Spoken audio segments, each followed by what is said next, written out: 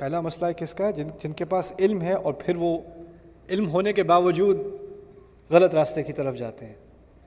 ہمارے دین میں خاص کر صرف علم کو اتنا بڑا درجہ نہیں دیا گیا کہ بس علم حاصل کرو، علم حاصل کرو، علم حاصل کرو۔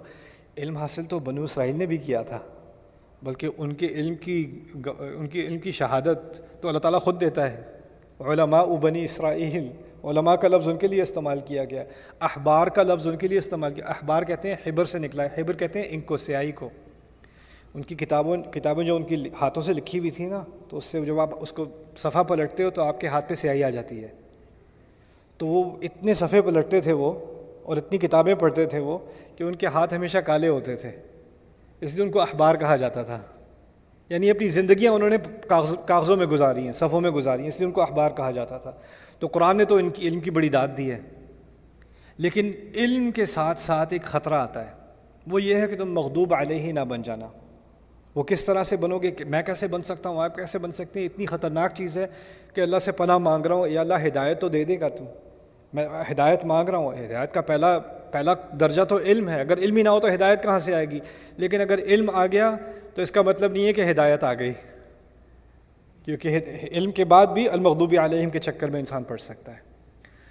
دوسرا جو خطرہ ہے وہ الضالین کا ہے۔ الضالین کیا ہے؟ جن لوگوں کو کچھ پتہ ہی نہیں ہے، جو دل میں آتا ہے وہ سمجھتے ہیں تو میرے دل سے لگتا ہے کہ یہ کوئی اچھا کام ہے کرنے کو، میں یہی کر رہا ہوں، اس سے میرے دل کو سکون ملتا ہے تو میں یہ کر رہا ہوں، اس میں کیا برا ہے؟ یعنی پیچھے اس کے عمل کے پیچھے نیت اچھی ہے لیکن علم کچھ نہیں ہے، ٹھیک ہے نا؟ ایسے لوگ الضالین ہو جاتے ہیں۔ اور ہوتا یہ تاریخ میں کہ جب علم والے لوگ کرپشن میں ہوتے ہیں نا، تو اگلی جنریشن آ کے کہتی ہے یہ عالم سارے تو اتنے کرپٹ ہیں، ہمیں نہیں سیکھنا ان کا اسلام، ہم خود ہی اچھے بن سکتے ہیں۔ اب وہ جو خود ہی اچھے بننے والے ہوتے ہیں ان کو علم سے کوئی دلچسپی نہیں ہوتی، تو وہ اپنی تمیز سے اچھا برا بناتے ہیں، اپنی ڈیفینیشن سے بناتے ہیں، اور ان کی ڈیفینیشن ہر 10 سال بعد بدلتی ہے۔ وہ الضالین میں گر جاتے ہیں، اس نئے کنویں میں گر جاتے ہیں وہ لوگ۔ یہ ہے غیر المغضوب علیہم ولا الضالین۔ تو یہ دو خطرے اللہ تعالیٰ نے ہمارے سامنے رکھے ہیں ہدایت مانگنے کے بعد۔ یہ ہدایت مانگنے سے پہلے کی بات نہیں ہے، ہدایت مانگنے کے بعد کی بات ہے۔ یعنی جب اللہ تعالیٰ ہدایت دے دے تو پھر ان دونوں چیزوں سے بچنا۔ اب اس کے بعد سورۃ البقرہ کی طرف آتے ہیں۔ سورۃ البقرہ میں خاص المغضوب علیہم والا جو خطرہ ہے نا، پہلا خطرہ، اس کی طرف شروع میں خاص اشارہ کیا گیا ہے پہلے حصے میں۔ اور جو اس سے اگلی صورت آ رہی ہے آل عمران، اس میں دوسرے خطرے کی طرف، الضالین کی طرف، اس کے پہلے حصے میں اشارہ کیا گیا۔ یعنی فاتحہ میں جو بات مختصر سی کی گئی ہے نا، اس کی پہلی تفصیل آپ کو بقرہ میں ملے گی، دوسری تفصیل آپ کو آل عمران میں ملے گی۔ اس کی ایک ترتیب سمجھ میں آ گئی تھوڑی سی، ٹھیک ہے؟ اب بقرہ کے بارے میں بات کرتے ہیں۔ بقرہ میں میرے نزدیک اس کی ترتیب کے اعتبار سے اس میں 9 حصے ہیں، اور میرا آج مقصد یہ ہے کہ آپ سب آج کے درس کے بعد آپ کو یہ 9 حصے آپ کے ذہن میں بیٹھ جائیں۔ ایک تو میں بات کرنا تو آسان ہے، میں تھوڑا تھوڑا کر کے آپ سے دہرواؤں گا تاکہ آپ کے ذہن میں یہ بات بیٹھی ہو۔ آج کے بعد چلو آپ کو بقرہ کے بارے میں 9 چیزیں تو بتائیں انشاءاللہ، میری نیت یہ ہے، ٹھیک ہے؟ پہلا جو حصہ ہے بقرہ کا، اس میں اللہ تعالیٰ نے 3 طرح کے لوگوں کے بارے میں ہمیں بتایا ہے۔ ایسے لوگ جو اس کتاب پر، اس نبی پر، اس خدا پر ایمان لے آئے، ایسے لوگ جنہوں نے ایمان لانے سے انکار کر دیا، اور ایسے لوگ جو سامنے سے یعنی دکھاوے میں تو ایمان لاتے ہیں، اندر ان کے ایمان ہوتا نہیں ہے۔ اسے کہتے ہیں المؤمنون، اہل ایمان، الکافرون، اور پھر منافق۔ یہ 3، ان 3 کے بارے میں اللہ تعالیٰ نے پہلے حصے میں بقرہ میں وضاحت کر دی، ٹھیک ہے؟ یہ پہلا حصہ ہے بقرہ کا۔ اور ان میں سے جو پہلا حصہ، پہلی کیٹیگری اہل ایمان، ان کے بارے میں مختصر سی بات ہے، شروع میں ہی ہے ذالک الکتاب لا ریب فیہ ھدی للمتقین الذین یؤمنون بالغیب ویقیمون الصلاۃ ومما رزقناہم ینفقون والذین یؤمنون بما انزل الیک وما انزل من قبلک وبالآخرۃ ہم یوقنون اولئک علی ھدی من ربہم واولئک هم المفلحون۔ بات ختم، مختصر سی آیات، بات مکمل ہو گئی۔ اہل ایمان یہ ہیں۔ اہل ایمان کے بارے میں ایک چھوٹی سی بات آپ کے سامنے رکھ دوں، آیت کر کے تو ہم بعد میں مطالعہ کریں گے انشاءاللہ ایک دن، لیکن کسی نے مجھ سے پوچھا کہ تم لوگوں کو اتنا اعتماد کیوں ہے کہ یہ جو آپ کے نبی ہیں یہ آخری نبی ہیں، ان کے بعد کوئی آ ہی نہیں سکتا؟ کچھ دلچسپ گروہ ہیں دنیا میں جن کا ایمان ہے کہ قرآن تو ہے، وہ نبی بھی ہیں، لیکن ان کے بعد بھی نبی ہونے کا امکان ہے۔ قرآن نے کہیں نہیں کہا کہ ان کے بعد کوئی نبی نہیں آنے والا۔ تو میں نے ایک صاحب تھے اس طرح کے، انہوں نے مجھ سے آ کے بات کی۔ میں جماعتوں کا اور گروہوں کا اور فرقوں کا نام نہیں لیتا، میں اعتقاد کی بات کر رہا ہوں، یعنی ان کا عقیدہ یہ ہے کہ ان کے بعد بھی نبی ہونے کا امکان ہے کسی کا۔ تو میں نے ان سے پوچھا آپ نے بقرہ نہیں پڑھی؟ انہوں نے کہا ہاں نے پڑھی ہے۔ میں نے کہا آپ نے پہلا صفحہ پڑھا ہے اس کا؟ میں نے کہا ہاں پڑھا ہے۔ تو وہاں تو اللہ تعالیٰ نے کیا دیا، والذین یؤمنون بما انزل الیک وما انزل من قبلک، وہ جو آپ پر نازل ہوا یعنی رسول پر، اس پر ایمان لائے، اور جو آپ سے پہلے نازل ہوا اس پر ایمان لائے، اور آپ کے بعد ایمان لانے کی ایک ہی چیز رہ گئی، وبالآخرۃ ہم یوقنون، اور آخرت پہ ان کا پورا یقین ہے۔ تو یہاں اگر امکان ہوتا کہ آپ کے بعد بھی کچھ آنا ہے تو وما انزل من قبلک وما انزل من بعدک، جو آپ سے پہلے آیا جو آپ کے بعد آئے گا، بعد کا تو ذکر ہی کوئی نہیں، تو آپ کہاں سے لے کے آ رہے ہو؟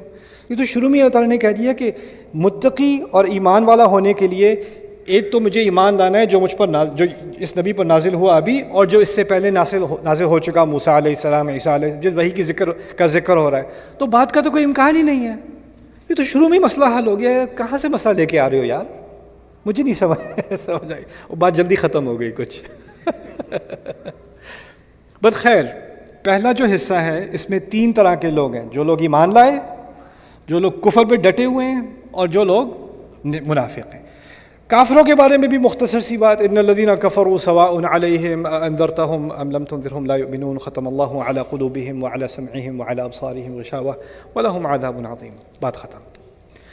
منافقوں کے بارے میں بڑی تفصیل سے بات، بڑی گہری مثالیں، لمبی چوڑی بات، یعنی ایک کیٹیگری بہت ہی آسان، یہ کچھ الفاظ ہیں اس میں ساری بات سمجھ میں آ جائے گی، کافروں کے بارے میں تھوڑے سے الفاظ، ساری بات سمجھ میں آ جائے گی۔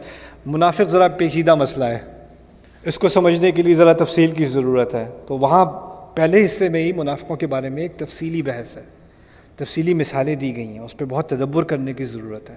یعنی اللہ تعالیٰ نے شروع میں ہی ہمیں سکھا دیا کہ یہ جو مرض ہے نا نفاق کا، یہ کوئی آسانی سے پہچاننے جانے والی چیز نہیں ہے، اور اس کے لیے انسان کو بہت گہرائی سے اپنے اندر بھی دیکھنا پڑتا ہے، اور اسی کی طرف اشارہ شروع میں ہی ہو گیا پہلے حصے میں۔ اچھا پہلے حصے کی بات ہو گئی، ٹھیک ہے، کتنے حصے رہ گئے مجھے یاد نہیں، آپ یاد کراؤ۔ 8 حصے رہ گئے، 9 حصے ہیں نا مکمل، 8 حصے رہ گئے، یہ پہلا حصہ ہے۔ اب میں آخری حصے کی بات کرتا ہوں، حصہ نمبر 9، میں آخر میں لے جا رہا ہوں، بالکل آخر میں لے کے جا رہا ہوں آپ کو۔ آخر میں ہے آمن الرسول بما انزل الیہ من ربہ والمؤمنون کل آمن باللہ وملائکتہ وکتبہ ورسلہ لا نفرق بین احد من رسلہ۔